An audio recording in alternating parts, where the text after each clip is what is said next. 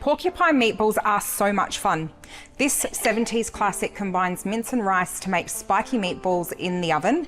And the best part is we've included hidden veg and extra veg, so it makes it a complete meal. Give this one a go.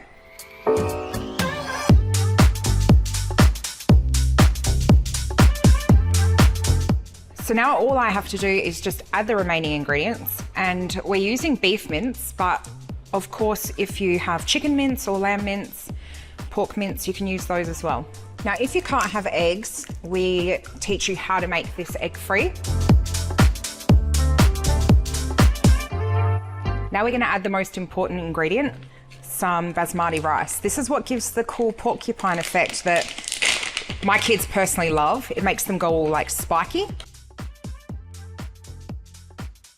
So this is how I use my spatula to help just incorporate the meat. I do this because it's a great way to mix it through without over blending the meat, because the last thing you want to do is make it mush. Okay, now you can see it's well incorporated. I'm just going to set that aside.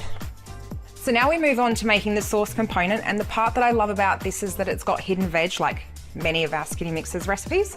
We're going to chuck in some zucchini and some red capsicum.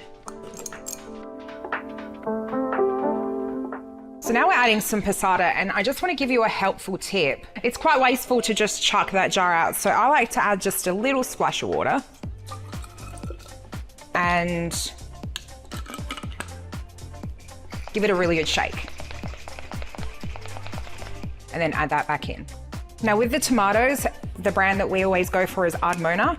First of all, they're Australian grown, but they really are the most delicious tomatoes.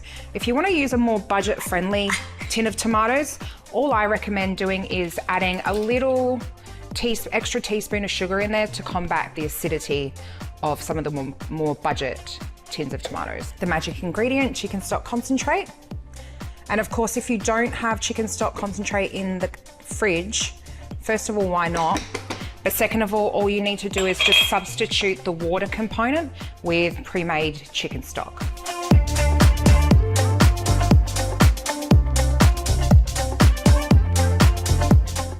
So now with wet hands and a wet spoon, I'm just gonna roll these into roughly 2 tablespoons worth of mixture.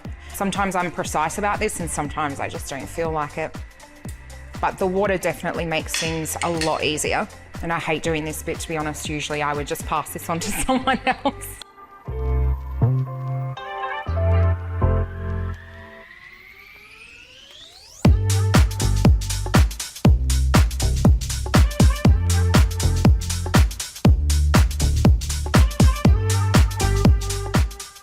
Okay, so I'm just gonna start putting these around.